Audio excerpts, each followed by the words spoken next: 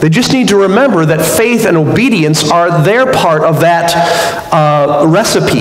God has promised blessing and prosperity, but they need to bring to that their own faith and obedience. And God has given them plenty of proof that He deserves their faith and obedience through the miracles that He's done for them and for the way that He's provided for them over the last couple of years. God has a will to bless His people. And this is true of Him in all times and places, with all of the different peoples of God that exist. God has a will to bless you too. But in every case and in all times with all of His peoples, God demands faith and obedience. And in every time, God has also given sufficient reason for us to respond with faith and obedience. For the people of Israel, it was the plagues, the crossing of the Red Sea, and many, many other things that we've talked about over the last weeks. For us, we have been given forgiveness and a sense of God's presence in our lives through the Holy Spirit. We have been given greater things. And because of what God has done, and because of what God has shown, we have an opportunity of faith and obedience. Now, we're not standing on the edge of a conquest. We're not standing at the edge of the Jordan River, so to speak, and about to cross and hazard our lives. But nevertheless, we have opportunities to take risks as individuals and as a church to step out and do something that we think will glorify God. And we need to take those opportunities. We need to look for them, and we need to be taking those opportunities for God's glory and for our good. God deserves our faith and obedience, and He is always purposing to bless His people. So, I think it's pretty surprising that right after most of the people that exist in the camp of Israel are told, your carcasses are going to fall in the wilderness, you will never see the promised land, that He immediately begins talking about the promised land here in the book of Numbers. The promised land is still in their future. It is still a time for hope. The sacrifices that are listed here contain elements that are not practical for people to find when they are living in a kind of a camp situation. How do you get a hold of fine flour and oil and wine? Well, some of you are thinking, Hy-Vee, duh. They didn't have Hy-Vee. You had to farm for it. Are these people equipped for farming? Are they in arable land? No, they're in the wilderness. They're not in any condition to get a hold of the things that are talked about here in chapter 15. Clearly, these are not commands for people that are in an interim period. These are commands for people who will be in a promised land. And so this clearly is a passage which is designed to give them some hope that God's promises are still in effect. These offerings that are mentioned here, they're not atonement-type offerings. They're a part, and again, I thought about going into the weeds here, but I decided not to. They're a part of the law, a part of the sacrifice, the sacrificial system, which it wasn't always optional, but it often was optional, and it was for matters of celebration, of thankfulness, of offering a sacrifice to the Lord, and then taking a whole lot of that sacrifice home and throwing a party for your friends because you want to praise the Lord and appreciate what He has done. Excuse me. These are matters for a people settled in blessing. It's a hopeful passage. Now, I read it really fast, and it didn't sound hopeful while I was reading it. But if you just found out that you're going to be dead in the wilderness, your hope isn't on yourself anymore. Your hope transfers to your children and your grandchildren. And this is a passage of hope and blessing to that following generation. A final comment on this section of law, which I thought was interesting, was that Moses and God speaking to Moses really goes out of His way to say, hey, you've got sojourners among you. There were sojourners in the camp of Israel at this time, and there would always be sojourners with them in Israel. A sojourner is a kind of a semi-permanent visitor. It could be someone merely passing through, but in most cases, in this language, a sojourner is someone who has moved into the area and has sort of settled down. They're not part of the 12 tribes of Israel, but they are settled in the land, and they are part of the society that's around them. God here opens the door to the sojourner and says, people of Israel, sojourners can worship me. And in fact, they ought to worship me. And if they worship me, they need to worship me according to my law. They need to follow my instructions. They shouldn't be worshiping me the way that they worshiped their pagan gods in their homeland. If they're going to worship me, they need to worship me according to my laws, according to my rules. And so God opens the door here for participation in the worship of the people of Israel, and he makes it very clear. One rule and one law should be for you and for the stranger who sojourns with you. There was a way for people to get associated with God's chosen people, with the people of Israel, and to be blessed. And to be over a period of time, sometimes this period of time was generations, but to be over a period of time included in and among God's chosen people. Let's go on to verses 18 through 21.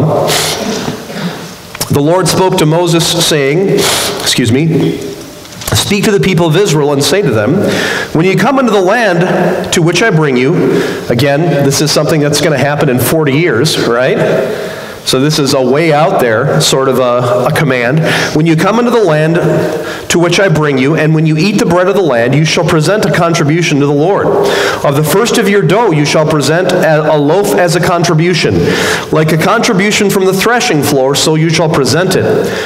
Some of the first of your dough you shall give to the Lord as a contribution throughout your generations. What's going on there? When the people gathered their produce, they were commanded in very carefully prescribed ways in other portions of law to present a portion of that, a tenth, sometimes a little less, sometimes a little more, depending on the purpose of the offering. They were to present a tenth of that to the Lord, and that was used to support the tribe of Levi. So they already were giving. Now God says, oh, and after you get that grain ground into flour, then when you mix that and make it into dough and bake it into a loaf, of the loaves that you bake, you also need to take some of those loaves and give them to the Lord. Tell me, how do you think this will work? How do you think this is going to work? When the harvest comes in, and the first dough of the harvest is baked in ovens more or less throughout the same week, in hundreds and thousands of homes all across the nation of Israel, how are people to offer that bread? Are they to offer it in the same way that they offer the grain? And that is, the grain is transported to the tribe of Levi? Are they putting loaf after loaf into the back of carriages and sending that off to the tabernacle or to the temple after the reign of Solomon? What in the world? It's just a huge logistical problem. After all, grain you can store. How long is a loaf good to eat? If the loaf is coming from Dan all the way to the south, you're not going to sink your teeth into that. You're going to break your teeth on it. I don't think that this is a offering that is contributing that is functioning, in the same way as the contributions that were set aside for the tribe of Levi. We don't actually have instructions to that effect here. I think maybe there's something else going on here. I'm not sure about this, but it is a matter of first fruits.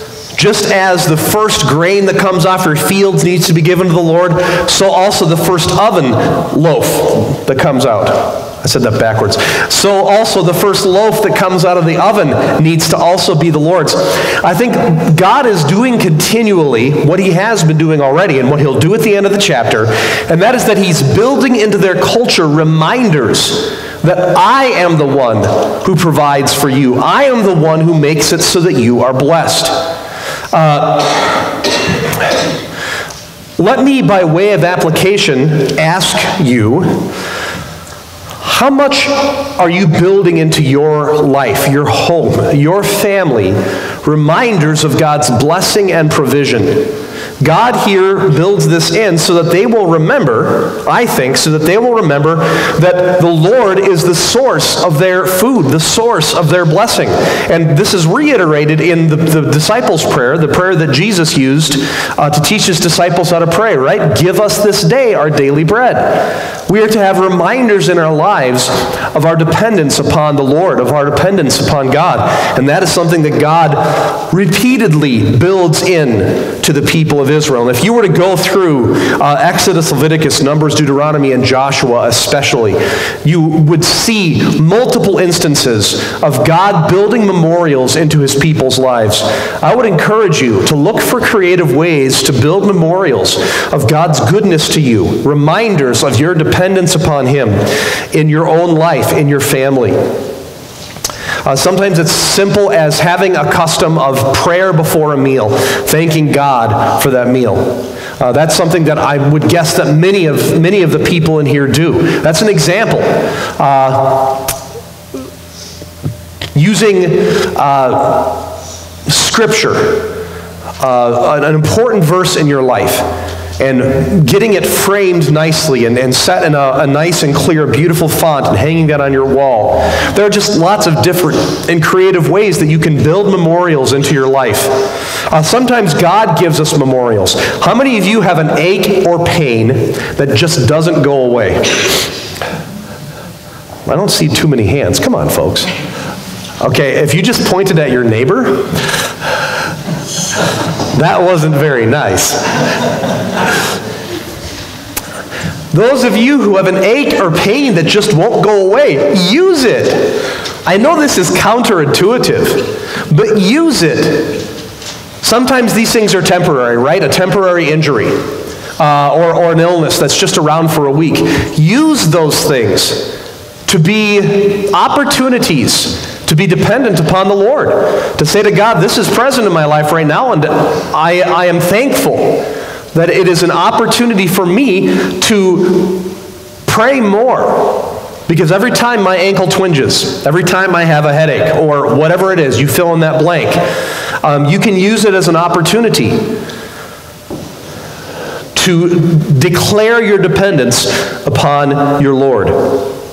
In effect, God says, in all the times of your life, remember that I am your God and your provider.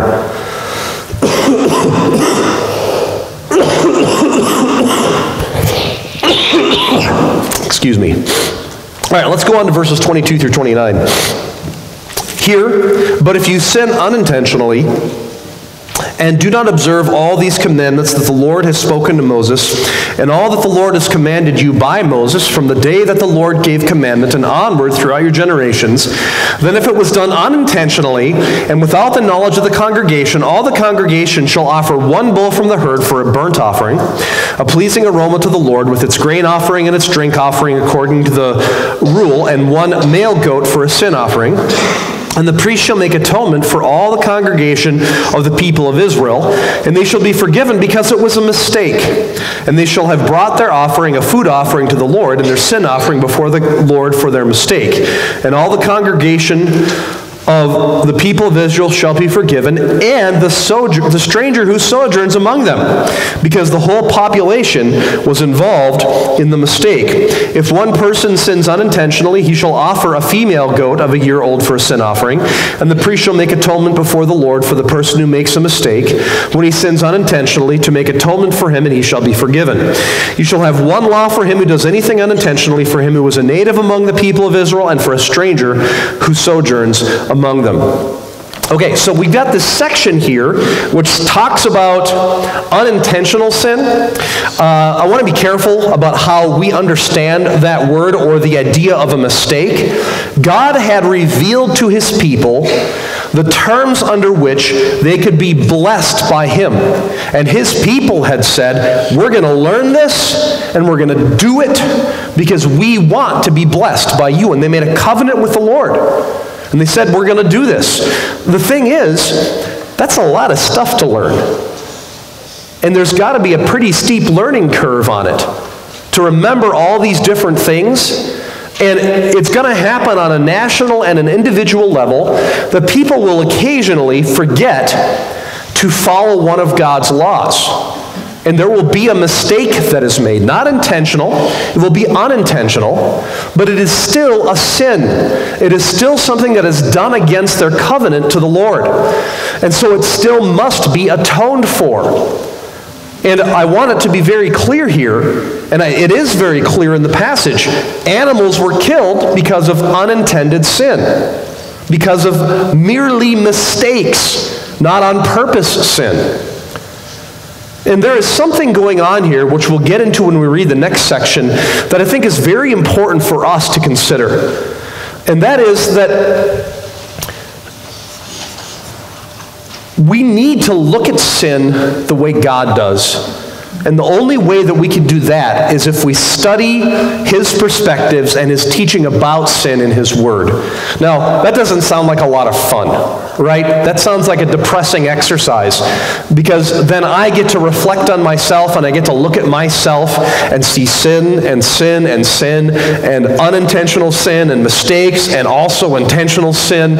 And it's not a fun thing to do. Nevertheless, I think we are led into that series of thoughts by the way that this passage progresses. So there's an opportunity, a very easy opportunity, for some of the people of Israel to just miss, to not remember a particular law. Like, you're baking those first loaves of bread, and the wife, she's baking those first loaves of bread. Now, men, of those of you who like bread, when it's coming fresh and hot out of the oven, what do you want to do? Going to get your hand slapped, but you want to grab that first loaf and make a run for it. That first loaf was the Lord's. Now, what you were doing was completely natural, and it wasn't wrong in any sense other than there was just a command to give that first loaf to the Lord. Now, I can't even figure out how they gave it to the Lord. But that one was to be set apart unto the Lord.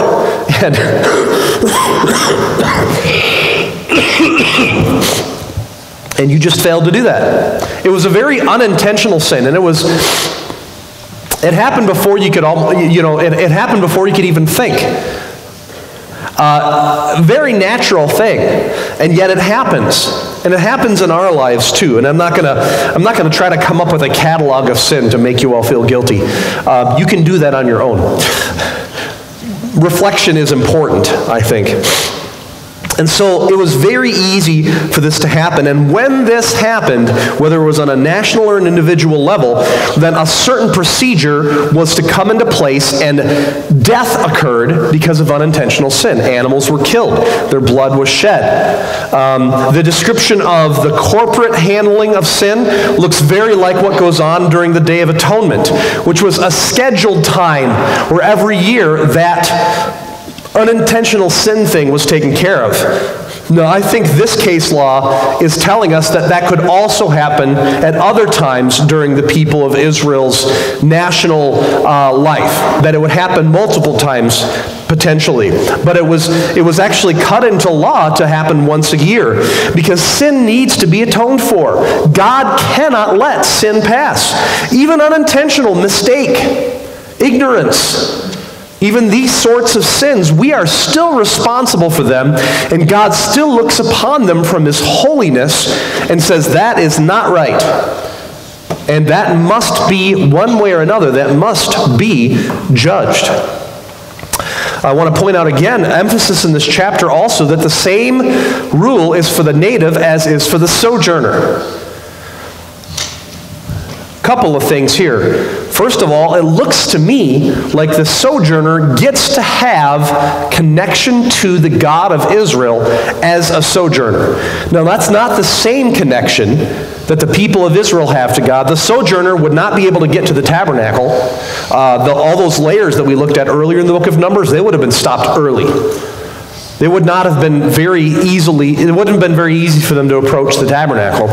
Nevertheless, they get some participation in the sacrificial system, and it looks by implication like they're expected to obey the law of God as long as they're in the land of God or among the people of God. If they wished to live in Israel, they had to adapt to God's culture that He gave the Israelites. If they did not, then they dealt with certain penalties, expulsion, even execution. So sin here, sin because I didn't know or because I forgot, is not a no-fault sort of thing. It is sin. And it must be dealt with seriously. Now, 30 through 36 is, I think to me, one of the most important and interesting portions of this passage. Here we have a different category of sin dealt with, where we see, but the person who does anything with a high hand, whether he is a native or a sojourner, reviles the Lord, and that person shall be cut off from among his people, because he has despised the word of the Lord and has broken his commandment. This person shall be utterly cut off. His iniquity shall be on him. And in 32 through 36, we have an actual example of this happening shortly on the tail of this command. So we have case law. A law is explained, a situation in which there is an application of the law, and that is, sure, sometimes we just don't know, or we forget, or we go too fast and we sin. And then there's those other occasions when we choose to sin, when we know what God's will is, and we choose to do our own thing. Brothers and sisters, if this happened in Israel, that person was cut off from their people. There was no opportunity for the sacrificial system to work in their favor. High-handed sin, intentional sin, sin that says, God, I don't want your way. Very much like what the people of Israel had done in the previous chapter. Very much like what's going to happen in the following chapters. This sort of sin, there was no sacrifice for it. There was no way around it. There was no way out of it. Intentional sin against God is a matter for destruction. And yet I would guess, just because I know myself, that almost everyone here this morning does this. Almost everyone here can think of times in their life recently where they knew God wanted them to do one thing and they chose to do another thing instead.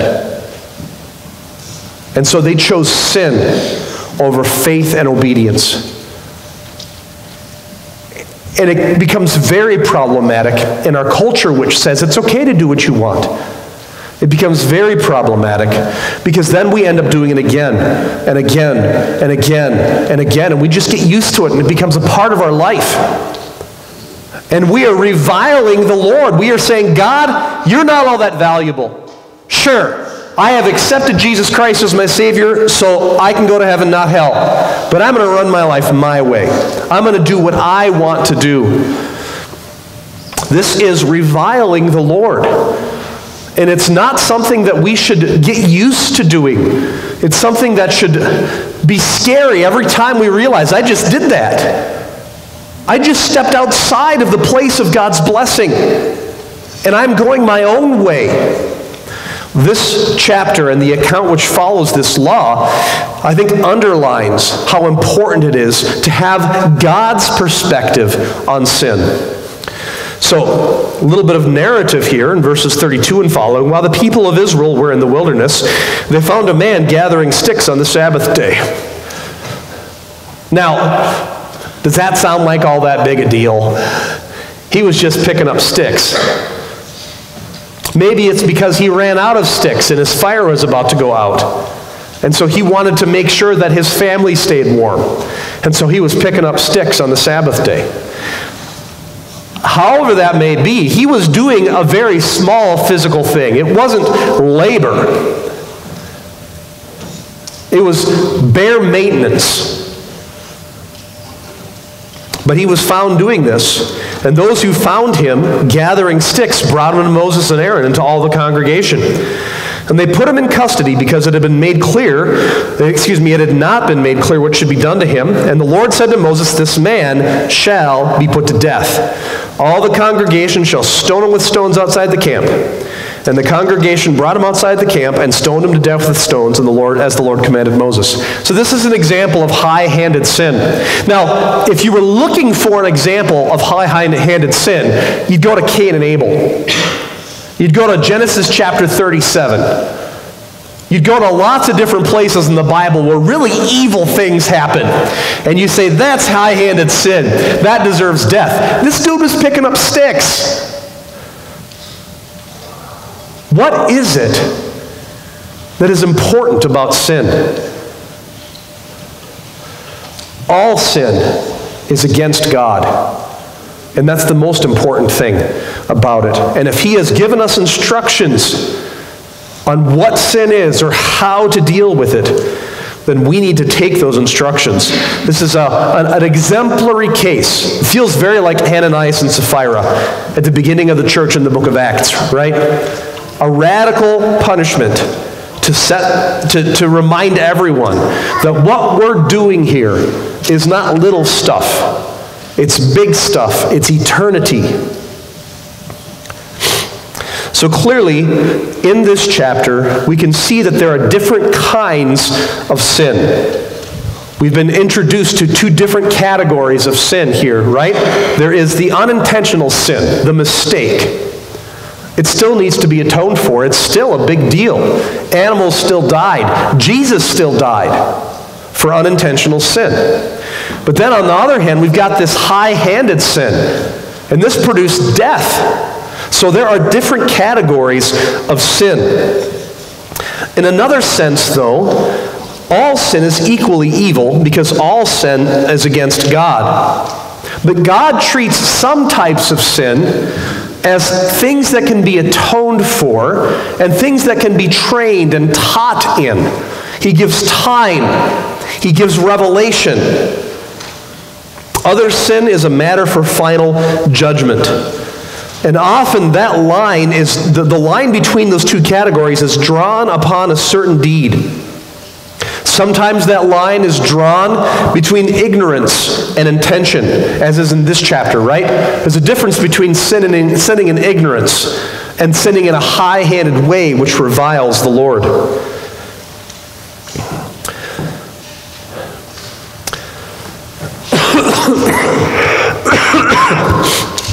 So, I did a study, and I'm not going to plague you with that study, but I did a study of all the sins throughout the narrative of the Pentateuch, specifically Exodus through Deuteronomy, really.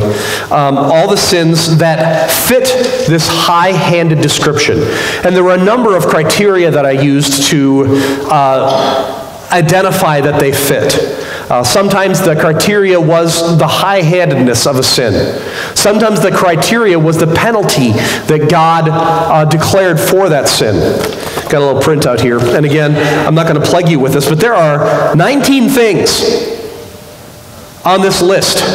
Things that either qualified as high-handed or were treated similarly because they invoked the death penalty or they invoked exile, separation from the people of Israel. I'll mention a couple of them. During the Feast of Unleavened Bread, eating leaven. Working on the Sabbath like this dude did, right? Drinking blood. Misusing the various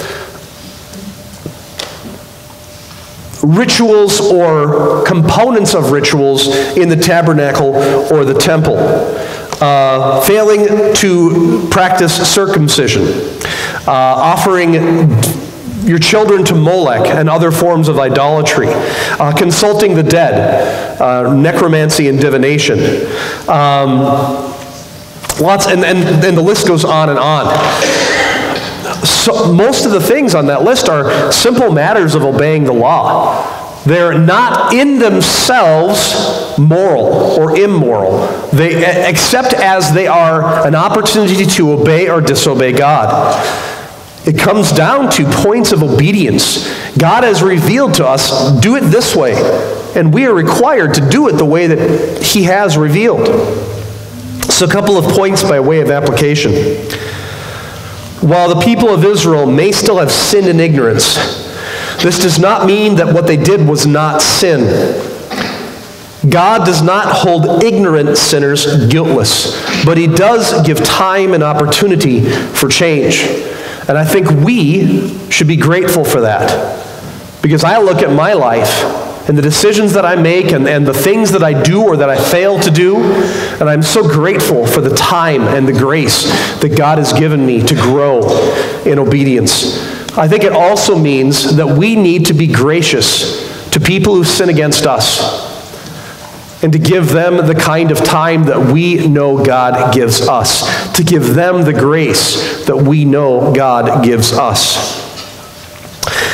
Second is, how do we actually take these ideas and apply them to the Christian life? Because we don't have a detailed law where an element or an item would be easy to forget. We interact with God on different terms, but we still have the same God as did the people of Israel.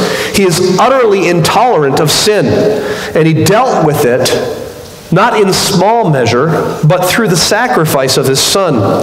And so also we need to be utterly intolerant of sin in our lives. And it's not just big sin.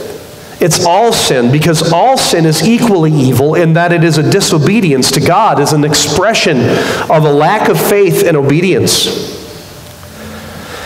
Second, we should expect to find out that I've been sinning all this time in this particular area of my life. Has this ever happened to you? You're just going along, trying to serve the Lord, trying to live a submitted and obedient Christian life, and a light bulb comes on because of a passage you read, because of a message that you listened to, or because of a conversation with a friend, and you realize this thing that I've been doing for the last 3 months, 3 years, 10 years, this thing is sin.